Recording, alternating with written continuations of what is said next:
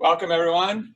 I'm Dave Hurrell, Chairman of the Education Committee for the Minneapolis Heart Institute Foundation. And I want to welcome you to this new space as we inaugurate a new time for us with the foundation and having this space, which is allocated specifically for this conference and 1,000 other things we hope as time moves forward. And if you get the opportunity to also take a look at some of the new space across the hall, that's really, really neat and just coming together now, just about finished. This season, we have a great slate of educational Monday mornings for you from both our internal speakers and some outside speakers. And I think you're really going to enjoy the season. We'd love to hear your feedback, not only about this space, but also how the technology works, because I know many of you listen online or use the new computer format that we have online. And of course, we're always open to your feedback about current topics, but also future topics. And those of us on the Education Committee always try to be as accommodating as we can for the wide variety of ideas that you have. So we appreciate that. This morning, we are fortunate to have a yoga instructor with us who happens to serve as Director of the Transcatheter Research and Education for the Foundation, and also the Director of our Structural Heart Disease Program. Dapper Dan, who is here to present to us today on his work. Let's welcome Mario Gössl.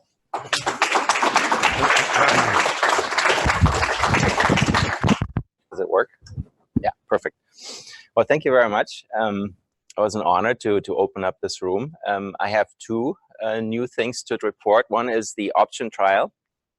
Coincidentally, we are ready, I think, to enroll, or quite almost ready to enroll, so that was a good coincidence. And the option trial is a collaboration, as our complete Watchman program is. Watchman is the left atrial appendage occlusion program that we have.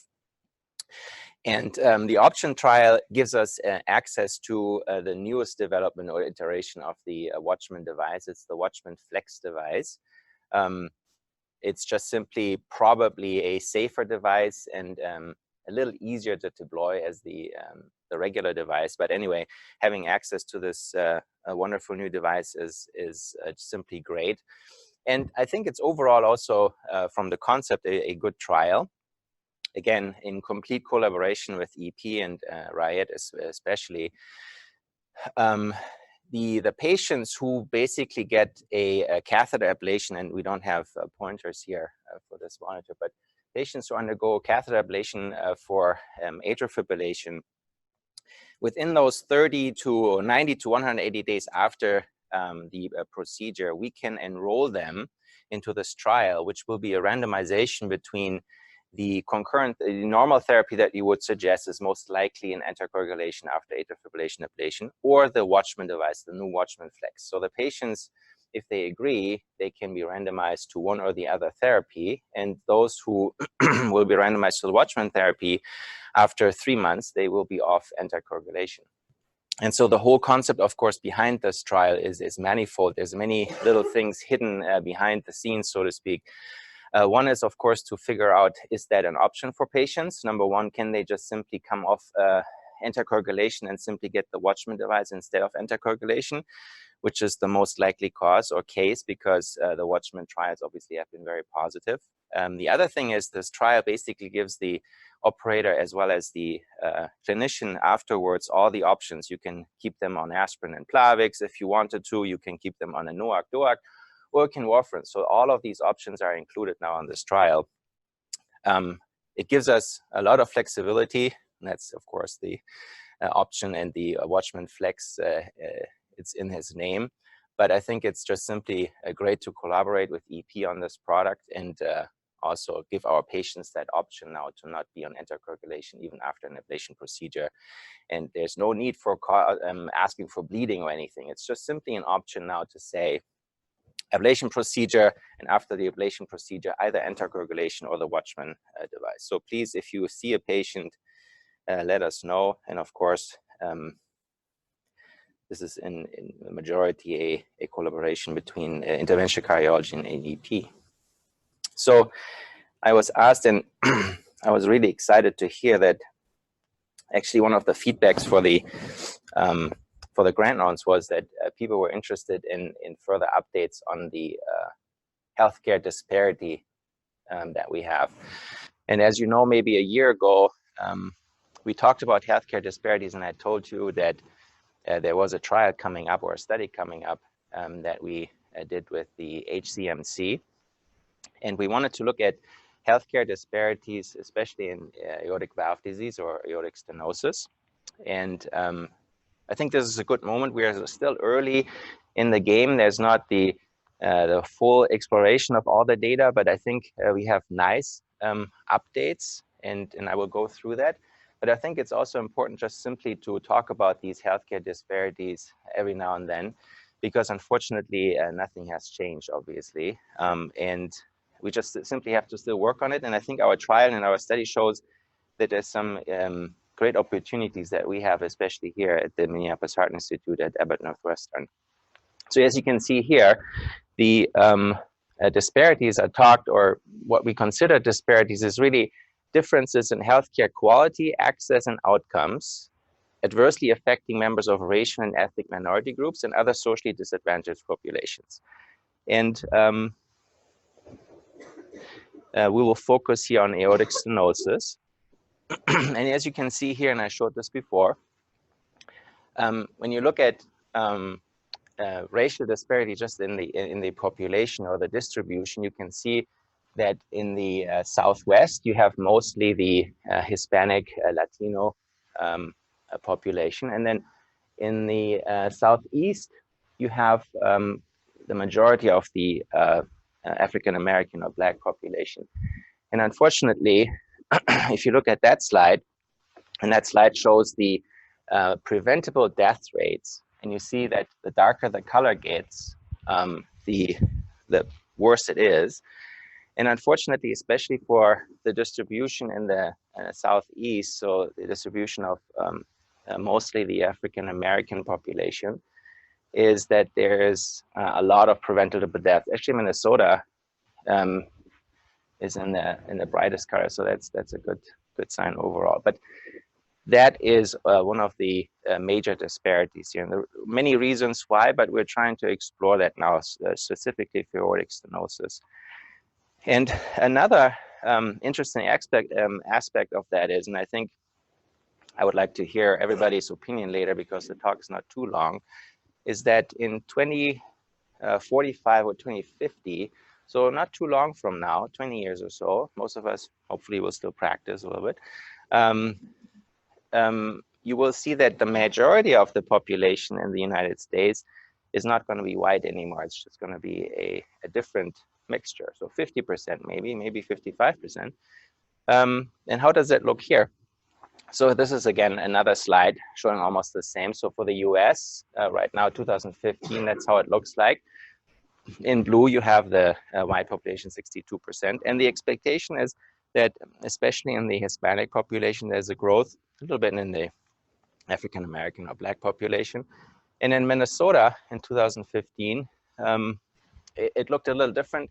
We have a majority of white people, but if you think about the change there, probably 13% or 15%. So we would probably also expect that the white population might be around 60, 65%, and other populations will increase in Minnesota as well. The slide looked different a year ago, and now the ACC was able to publish it also. Specifically now, again, aortic stenosis. If you look at the top, that's the green line, the dotted line, you see that the number of, let me see, maybe this works, yeah.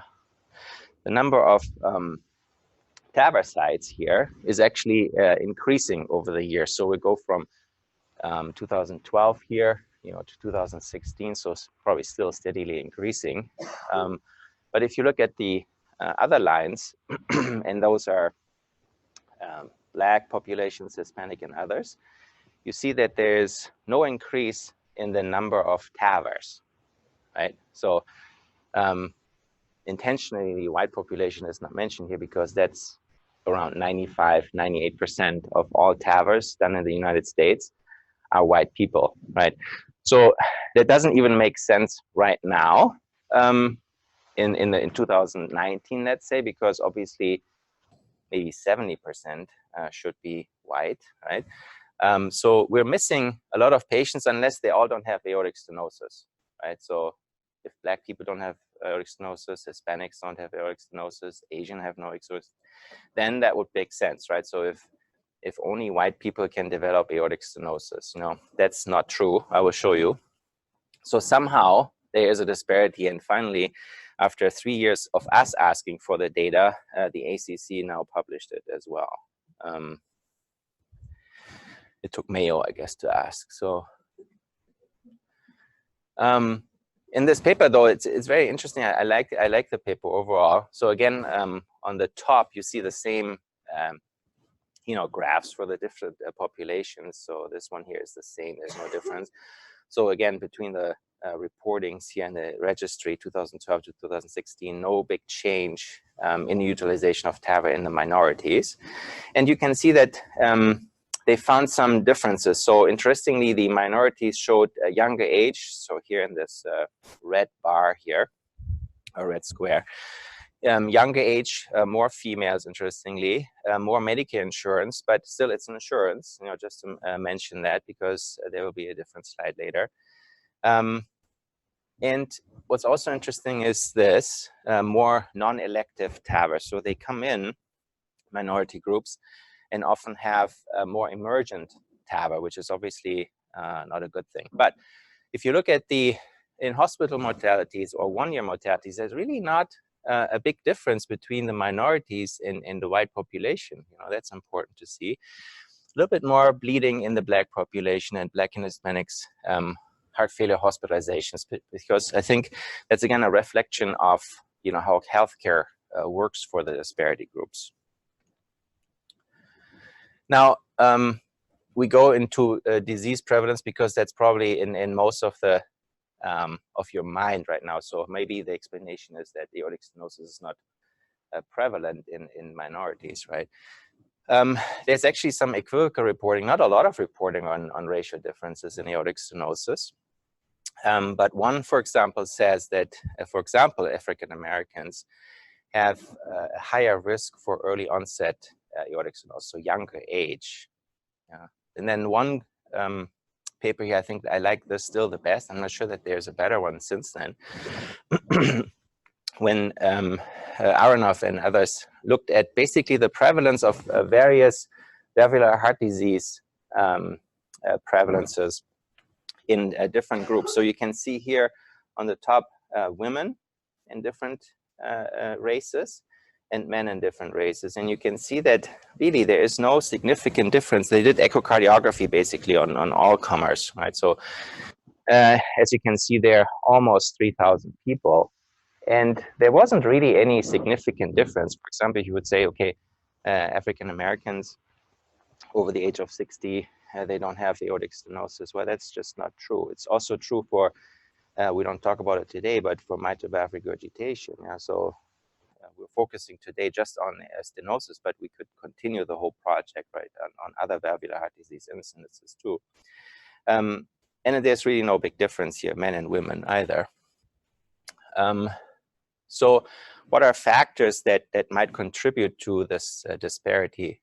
And I really want to hear later from you guys what you think too, because the project is ongoing and we need input. So there's patient non-adherence related to cost. There's health literacy is an issue. That's true for everybody though. You probably know that 50% of your patients won't be able to read the prescription that you gave them, maybe 40, 50. So most of the patients don't know what it means to take something twice daily, for example. They don't, so they take it in the morning because they thought, okay, I can take it also in the morning, and if I take it twice, then it's done, right? So there's a lot of literacy issue and understanding issues, and especially in the disparity groups too. Discrimination, I think, is still a big issue. Then beliefs about medication. Untreated mental and substance use disorders. That is, of course, a big problem because in your visits with them, how would you figure this out? But Dr. Du actually looked at our data, and it will show you preliminary results here. It's actually pretty prevalent. So we also have 30 to 40% of patients in our disparity groups with mental health disorders. So probably some of the things where you say there's non-adherence or beliefs that could be related to mental health issues, and that requires a whole team to look at that.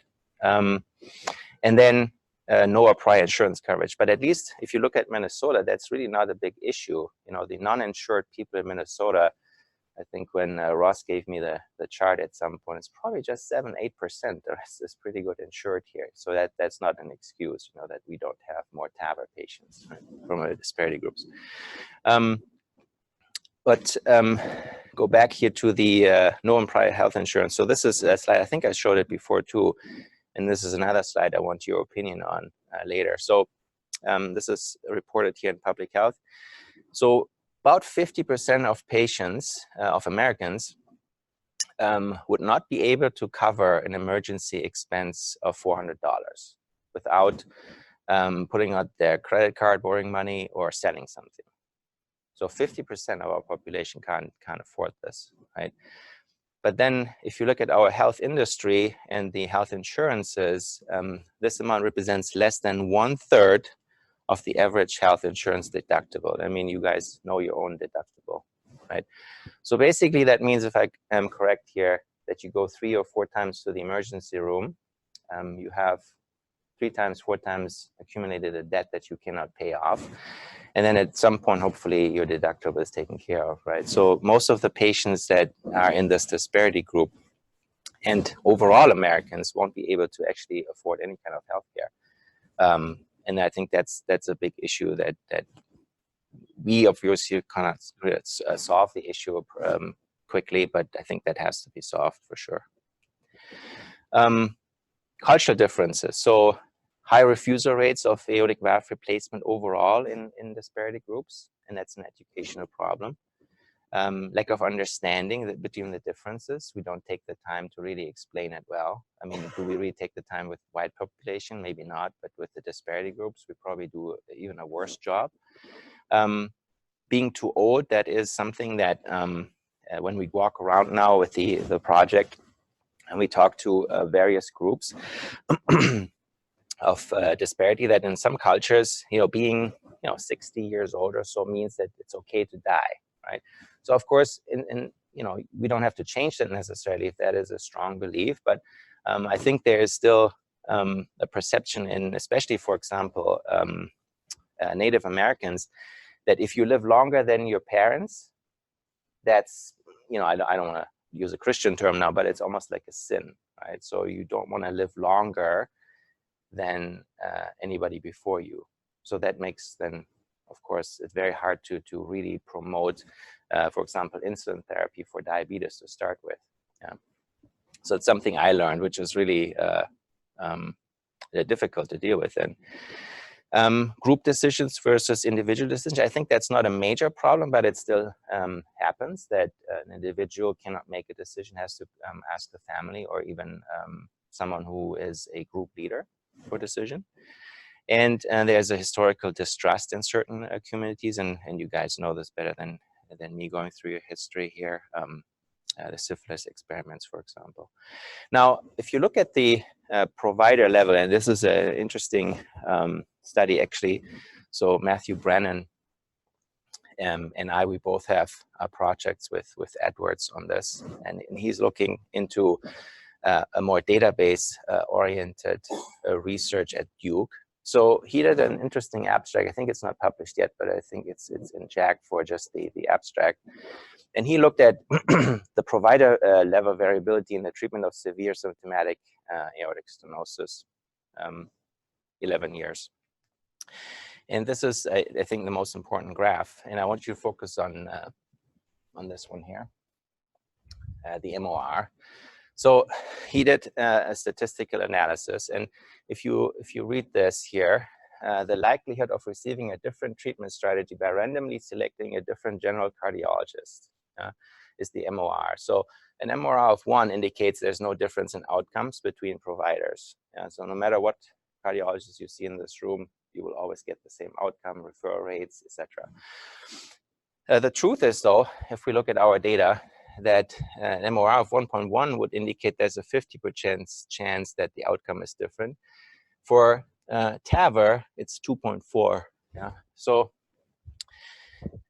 the referral pattern and how general cardiologists are looking at severe symptomatic aortic stenosis patients and then acting on it is widely disparate, right?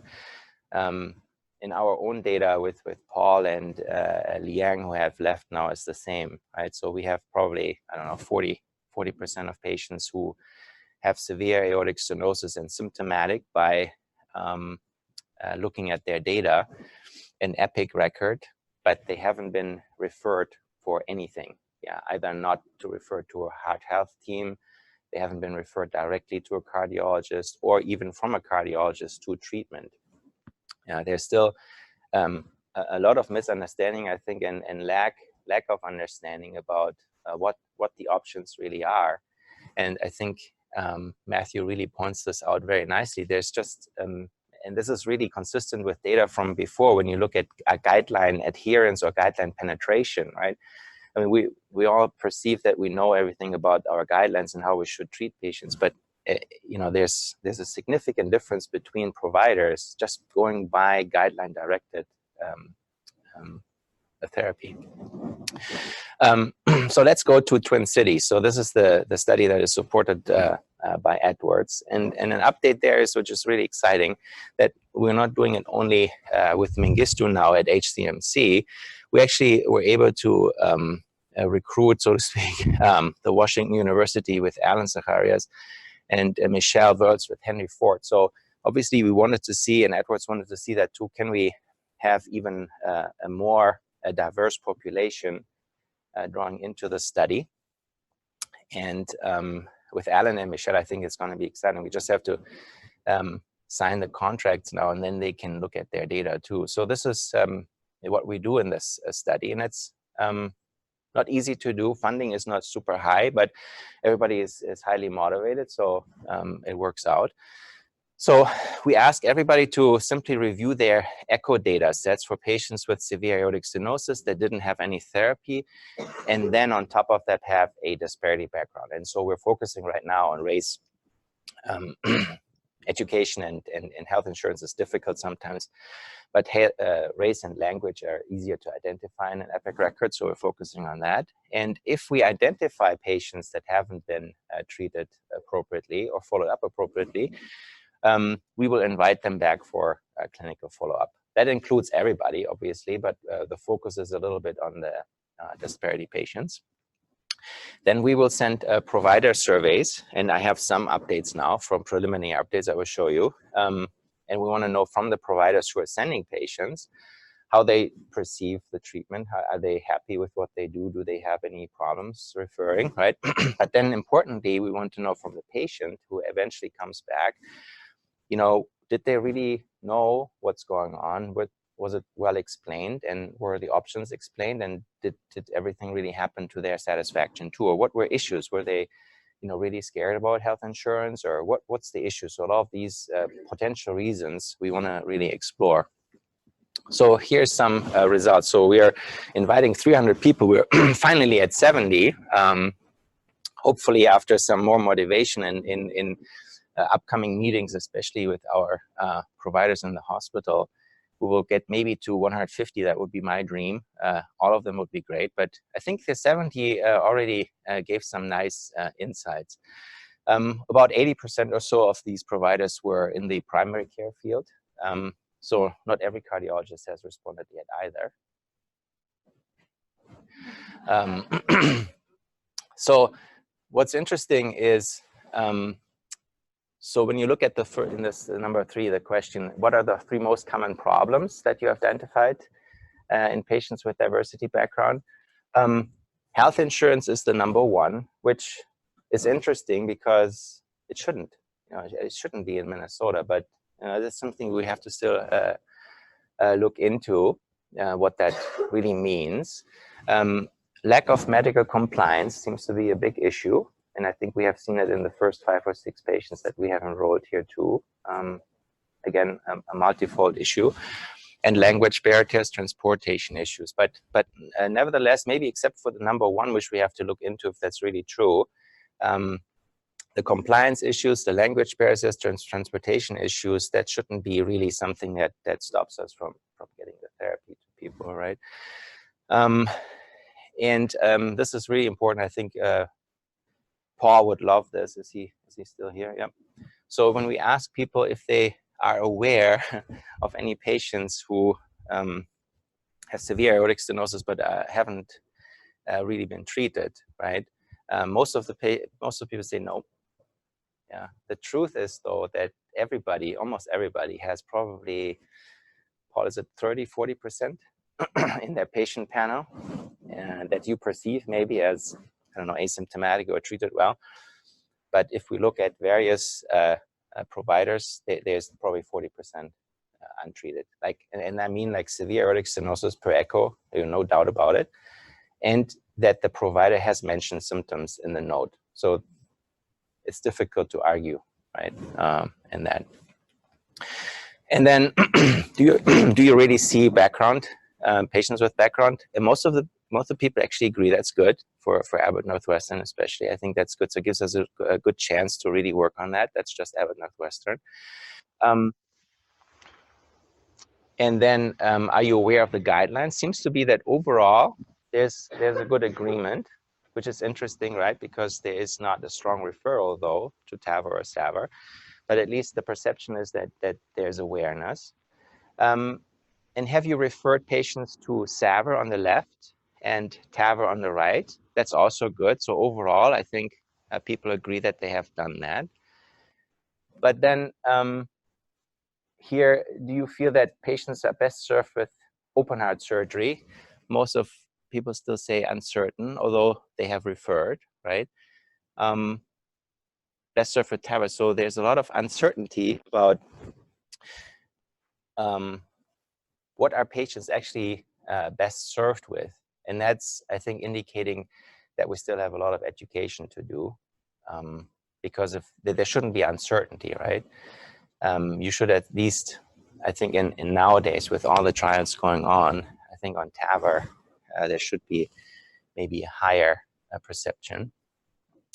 Are you aware of the low risk or intermediate risk?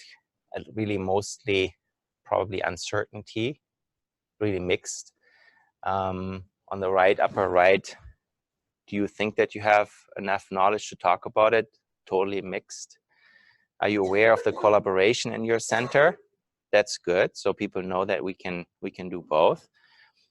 And it's also good that people don't think it's hard for them to refer to TAVR or SAVR.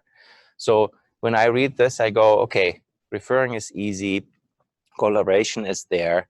But overall, if you look at everything that asks about knowledge, there's still some issues, right? Would you like to have more education? And I think here's the important part where everything comes together. Because remember, people were a little bit uncertain about what's best.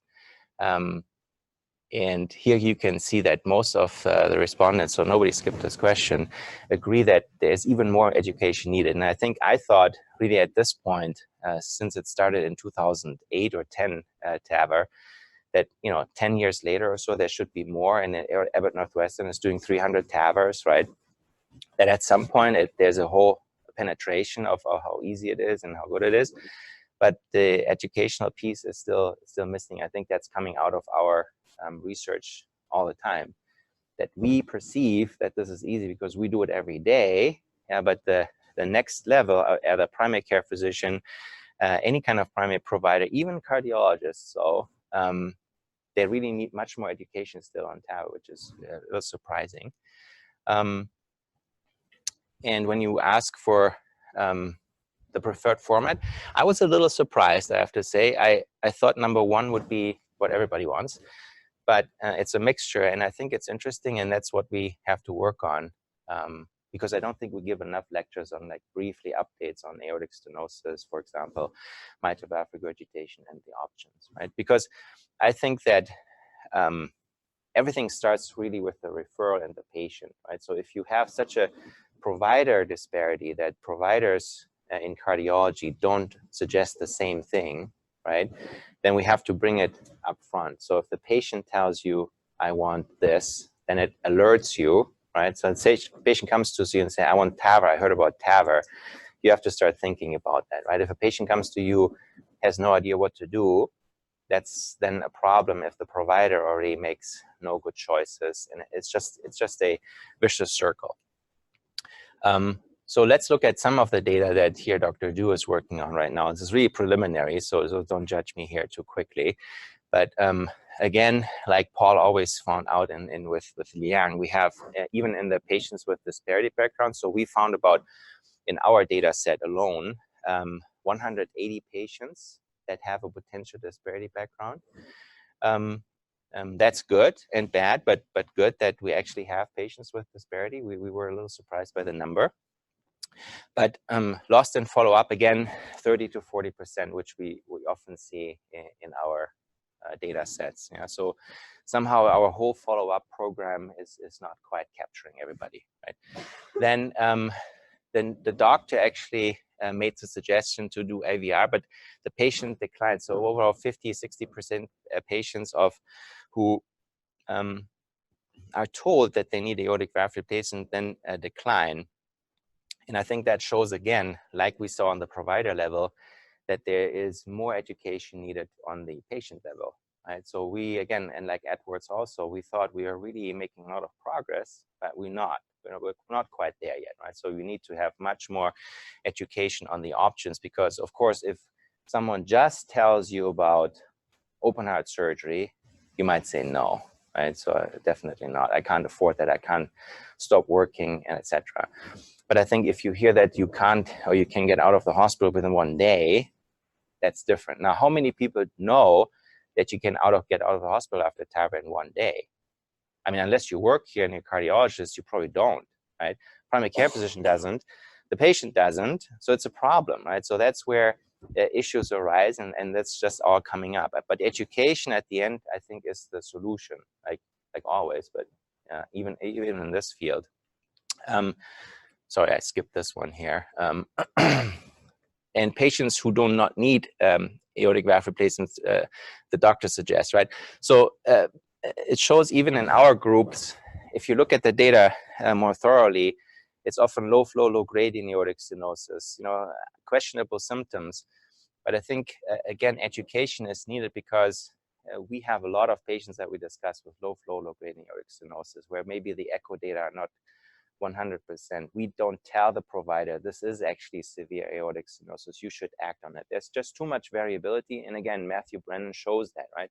There's like horrendous variability in cardiologists, what they think is severe aortic stenosis and not what to refer to. It's just not possible. We are all in the same group. We look at the same guidelines, right? So we have to educate much better.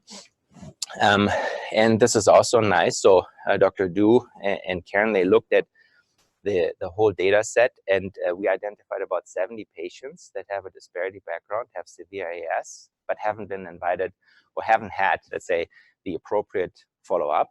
And that's part of the study. They will be now invited to come back to MHI and have a follow-up. Same thing is happening. Here, the mental health, I mentioned that already. So there's a lot of patients that Dr. Du identified with mental health issues, right?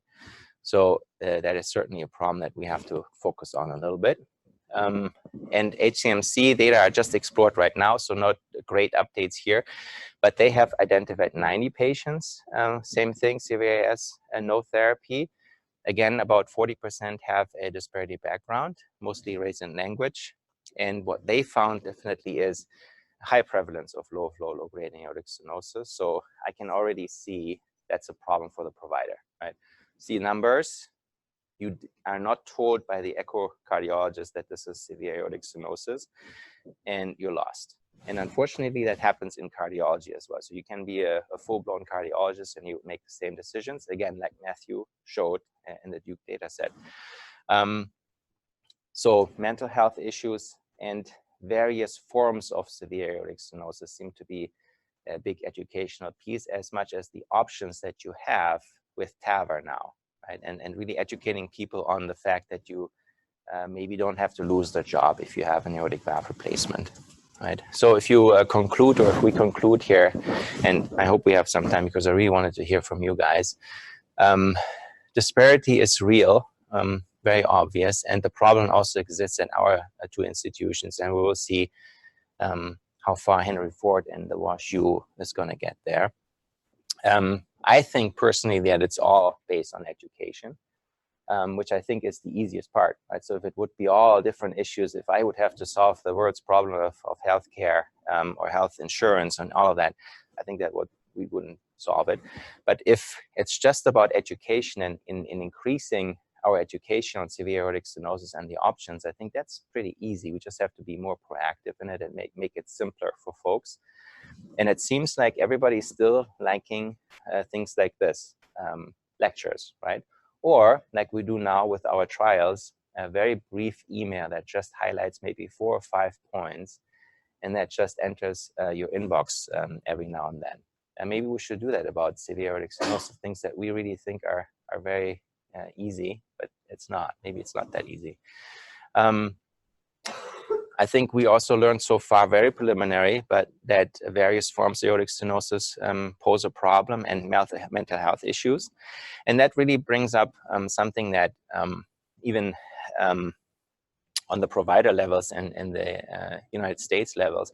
So that the whole idea for disparity patients, as long as that disparity exists at least, we hope that of course at some point our populations are all the same, that we have to have probably teams that really include all of that at the same time, right? I know that that's a lot of work, but we have this, everything is already present. The patients just go through it stepwise and sometimes, 2-3 months apart, right? It's not like we can't do this. We're doing it anyway. We're not doing it together though, right? So the idea is at some point, if we can afford it and make it happen in our busy clinic, in patients who are identified with a disparity background, language issues, maybe we already identify healthcare issues, that we can engage a whole multidisciplinary team. And that is true for white people too. I mean, I'm not saying that I don't want to treat white people now, right? But it's like, it's just more prevalent in the other groups. But the whole team, and we're working on this, right? We're trying to solve cardiology and cardiac thoracic surgery combination visits. Paul is really engaged in that. Super difficult already to do this. But if we can somehow engage and maybe social media type apps like WhatsApp and others might be able to really get the primary care physician, cardiology, cardiothoracic on one app, basically, right? So you could have quick text messages about patients, right, that have a big problem like severe aortic stenosis, and you can just send a quick update.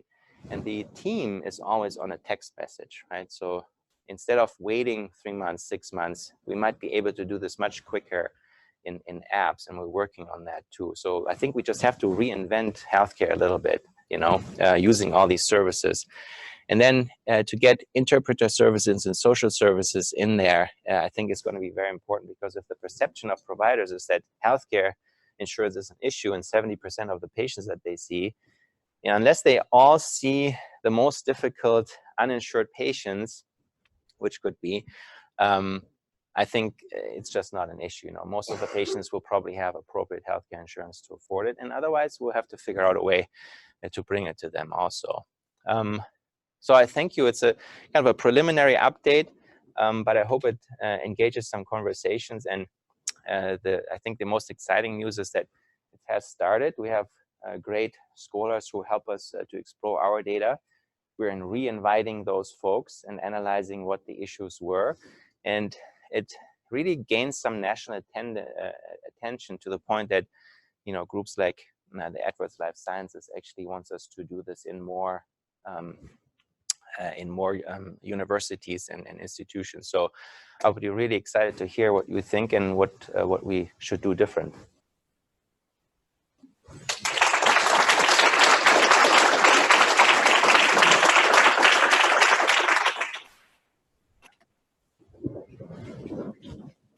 Mario, I want to congratulate you on this work, and I think one of the things I've been struck by that first came up several years ago was how generalizable these problems are. Mm-hmm. It came up when I started complaining about a certain pool of people was never referring patients to me for VADS, and one of the interventional conventional setting. We have the same problem with TAVR. Some fraction of the practice never refers to TAVR, and this light went on like, oh, we all have our blind spots. We all have the same problem. So I think I just want to congratulate you partly because I think this is very generalizable, and I suspect everyone sitting here can think of their niche idea and how they also have unmet needs, particularly for communities that have been underserved. So I think this is really important work. It's exciting to see you. Thank you. Mario, also great. I want to just kind of go on the back of what Peter said too and say that I've always been of the belief that physicians do not refer patients for procedures that they can't offer within their institutions.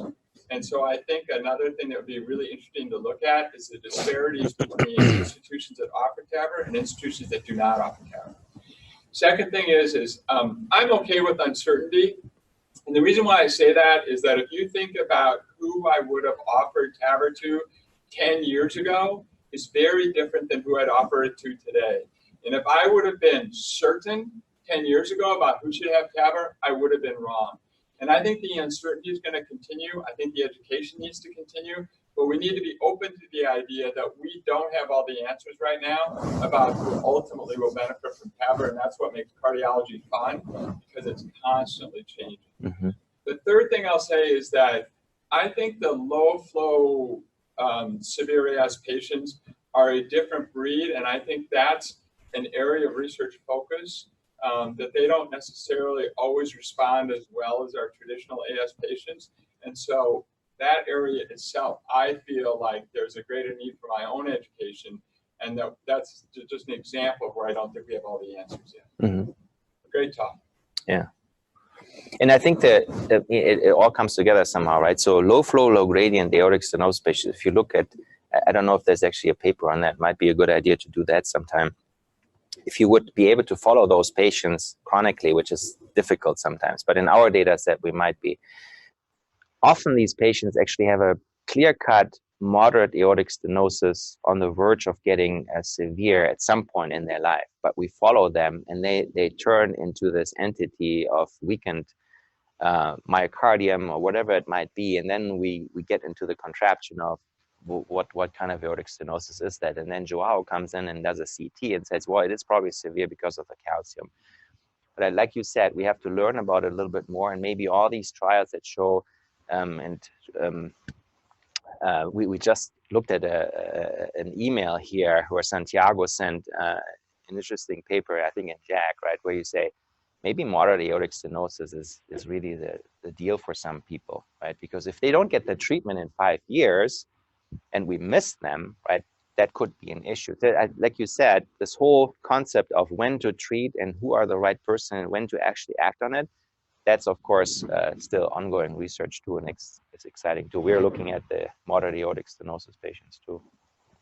What was the ethnic background of your patients and their age? Yeah, so ages are all in the 65-70 range. So typically the aortic stenosis population in the 70s, I would say. What is the average age of our congregation? Good question. I think we're in the 70s. So this is probably a younger population. 82? Yeah. Yeah, for the intermediate. Yeah. And in our data set where we identified, I think if you cut out, we're still investigating the whole data set, but I think eventually we have about 103 patients that really fit perfectly the criteria, and most of them are African Americans. So I want to say, again, we're still exploring, but I think that 60% or so African American, and then we have a little bit higher Asian population actually, and then some of Somali, but I think we're missing the Somali population completely, obviously. Yeah. How do you account for age in the whole ethnic situation? Because if I look at the Asian population in the United States, it's more advanced age than perhaps Hispanic. African American, maybe they don't get EVH from getting aortic stenosis because they die from something else. So how do you account for that? I think that would be a next step, because I mean, I don't know how to solve that right now. I mean, that would go so deep right? Into, I mean, a white person who has shortness of breath comes to the doctor, gets all the things done mostly, right? Doesn't happen in the disparity groups, and there's many reasons for that, obviously. So I think to get that deep and say healthcare for everybody and it's going to be great, I think that's going to be very difficult. I think we have to focus on what we have right now and simply look at our data sets and at least treat those who haven't been treated. And hopefully that spreads the word somehow. So that's always a good piece. Like you know, if you remember the first days of TAVR, nobody wanted to refer to TAVR because the perception was everybody dies. And now you can't stop people from referring to TAVR, at least on the white population side. And so I think it's just a matter of spreading the word, having people come through the process, and then go back into their communities, and it's just spreading right. But as also we have to go to the primary care physicians more. Hopefully they let us. That's also a problem.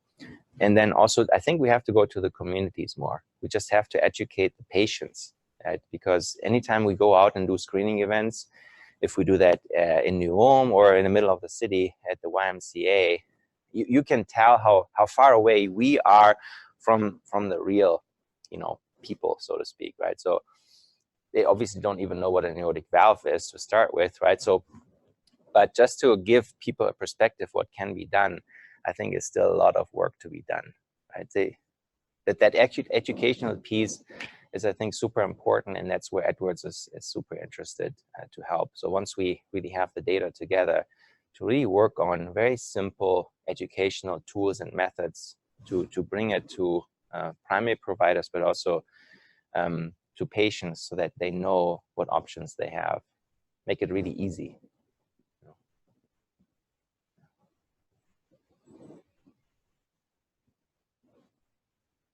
That's it. Well, thank you.